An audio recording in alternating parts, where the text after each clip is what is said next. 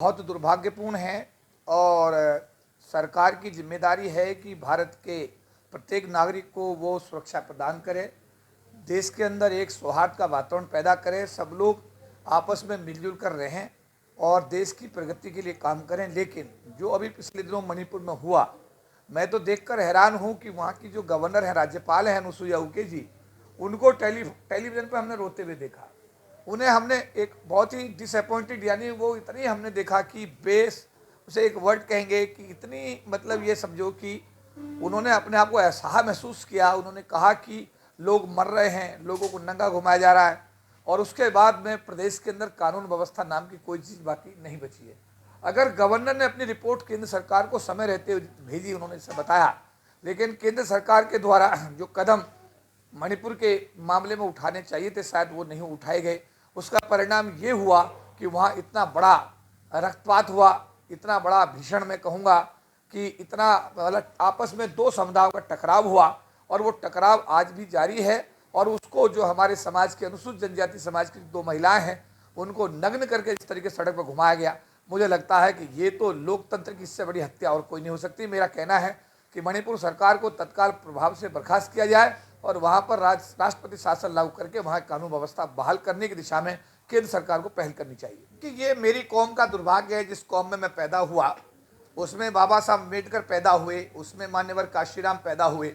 इन महापुरुषों ने हमें इतना गाइड किया, इतना सिखाया, इतना हमारा मार्गदर्शन किया, इतना साहित्य डॉक्टर BR अम्बेडकर ने दिया। लेकिन हम लोगों ने उसका अनुसरण ना करके जो पार्टी है देश की, उन पार्टियों को ज्वाइन करने के बाद में उन पार्टी के आकाओं की सुविधा के हिसाब से हमारे सांसद और विधायक निर्णय ले रहे हैं।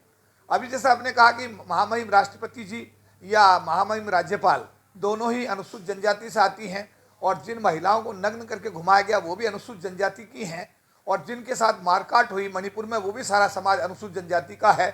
और उस पर मैं कहूँगा कि अनुसुईया उइके जो गवर्नर हैं इस समय, उन्होंने बहुत चिंता भी जाहिर की है, और उन्होंने इवन मीडिया के सामने भी अपनी भावनाओं को उन्होंने रखा है। लेकिन इसके बावजूद भी सरकार के द्वारा वो कदम वहाँ पर जो उठाए जाने चाहिए थे, समय रहते नहीं उठाए गए।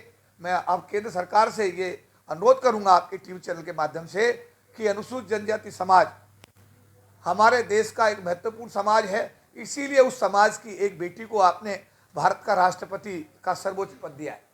उसी समाज की दूसरी बेटी अनुसुईया उइके गवर्नर बनाएगी मणिपुर की।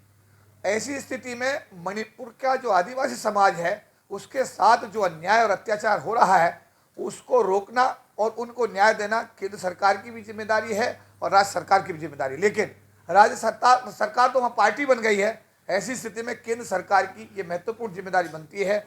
और मैं ये कहूँगा कि चाहे राष्ट्रपति महामहिम राष्ट्रपति जी हों द्रौपदी मुर्मू जी, चाहे गवर्नर अनुसुईया उइके जी हों, और चाहे हमारे भारत के प्रधानमंत्री हों, इन सब लोगों को मणिपुर के अनुसूचित जनजाति समाज के दर्द को समझना चाहिए। वहाँ पर हिंसा को रोकने के लिए आवश्यक कदम उठाने चाहिए, और उन समुदाय के साथ में इनको न्याय करने की पहल करके भारत में एक लोकतंत्र को जिंदा रखने की कोशिश करनी चाहिए। देखिए, यहाँ पर एक बात है, डिसीजन लेने के लिए राष्ट्रपति तो भारत का प्रथम नागरिक है, सर्वोच्च पद पर है संविधान के हिसाब से, और राष्ट्रपति की बिना मर्जी के तो कैबिनेट भी शपथ नहीं लेती है। प्रधानमंत्री जब शपथ लेते हैं तो राष्ट्रपति उनको शपथ दिलाते हैं। तो राष्ट्रपति का पद तो सर्वोच्च पद है भारत का। अगर राष्ट्रपति इसमें संज्ञान लेंगी या वहाँ की गवर्नर भी इसमें संज्ञान लेंगी, तो मुझे लगता नहीं कि इसमें किसी प्रकार की कोई जो जायज़ी वहाँ पर हुई है उसकी पुनरावृत्ति करने की कोई हिमाकत कर पाएगा। लेकिन अभी आपने कहा कि इनिशिएटिव लेने की बात, इनिशिएटिव लेना ये हर इंडिविजुअल की अपनी सोच पर निर्भर करता है। हमने देखा फूलन देवी जी को हम याद करेंगे, उन्होंने इनिशिएटिव लिया, उनके साथ रेप हुआ, बलात्कार हुए, सामूहिक बलात्कार। उसके बाद जब उन्होंने इनिशिएटिव लिया तो वही फूलन देवी जो गांव की एक छोटी सी लड़की थी, वो बाद में, मतलब यह है कि पूरे विश्व के सामने, समझे बात आप, डांगू फूलन देवी के नाम से मशहूर हुई। और वही फूलन देवी जब उसने अपने सोच बदली तो वही भारत की लोकतंत्र में सांसद बन करके भी आई।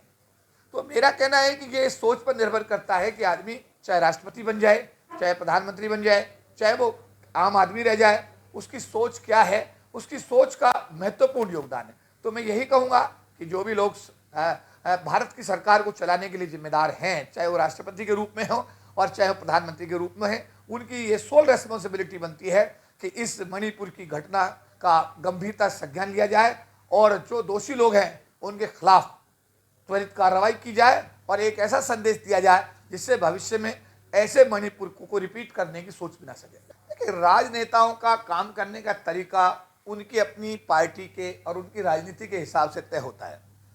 कौन वहां गया कौन नहीं गया ये एक इशू अलग है, लेकिन विपक्ष के लोग वहां पर गए, जो भी 21-22 सांसदों का दल वहां पर गया, वहां पर उनसे मिल करके वो अपनी बात को लोकसभा के अंदर रखेंगे, सरकार को कहेंगे कि भाई ये हम लोग गए वहां पर, हमने ये समझा और इसका समाधान किया जाना चाहिए। तो मैं तो ये कहूँगा कि वहाँ प्रधानमंत्री जी को भी जाना चाहिए, गृह मंत्री जी को भी जाना चाहिए, सत्तारूढ़ पार्टी का एक शिष्टमंडल जो है उनको स्वयं भी सांसदों का भेजना चाहिए और जो वहाँ पर पीड़ित हैं उनके आंसू पूछने की एक पहल सत्तारूढ़ पक्ष को भी इसी तरह करनी चाहिए जिस तरीके से विपक्षी दलों ने वहाँ जाकर के अपनी जिम्मेदारी का निर्वहन किया है। देखिए, आयोग का तो स्थिति यह है, मैं आज बताना चाहता हूँ टीवी चैनल के माध्यम से कि आयोग में 1 पद SC आयोग में और 3 पद ST आयोग में खाली पड़े हैं आज तक। और अब SC आयोग के चेयरमैन विजय सापला जी का इस्तीफा हो गया है, तो अब SC आयोग में 2 पद खाली पड़े हैं और ST आयोग के चेयरमैन का भी इस्तीफा हो गया है, वहां पे 4 पद खाली पड़े हुए। सरकार की संवेदनशीलता या संवेदनहीनता इस विषय को स्पष्ट करती है कि जो आयोग, संवैधानिक आयोग अनुसूचित जाति जनजाति समाज के कल्याण के लिए बनाए गए हैं, एटलीस्ट उन आयोगों में नियुक्ति करके वहां पर काम करने का एक जिम्मेदारी तो फिक्स करें। लेकिन यहाँ तो आयोग के आयोग खाली पड़े हुए। ऐसी स्थिति में जो अभी आपने कहा कि आयोग, जो भी लोग वहां पर आयोग में इस समय हैं, उन्हें अपनी जिम्मेदारी समझनी चाहिए और इस पे गंभीरता संज्ञान लेकर के वहां जाकर दौरा करना चाहिए और जो पीड़ित परिवार हैं उनको मदद देने की हर संभव कोशिश करनी चाहिए।